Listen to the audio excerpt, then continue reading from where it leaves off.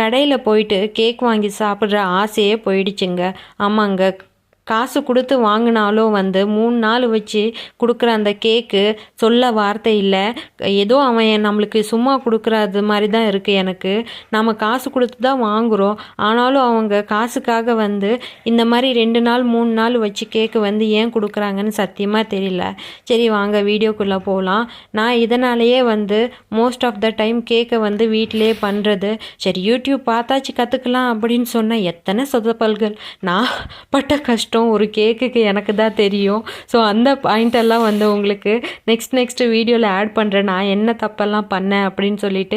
என்ன தான் யூடியூப்பில் போட்டாலும் சில திங்ஸ் மிஸ்டேக் ஆகுதுங்க. அது ஏன்னு தெரியல, அவங்க சொல்கிறது இல்லையா இல்லை நாம் கரெக்டாக பண்ணுறது இல்லையா அப்படின்னு தெரியலை. பட் நான் சில டாபிக்ஸ் நானே கற்றுக்கிட்டேன் பண்ணி. ஸோ அது உங்களுக்கு நெக்ஸ்ட் வீடியோவில் ஷேர் பண்ணுறேன். ஓகே ஃப்ரெண்ட்ஸ், பாய் பாய்.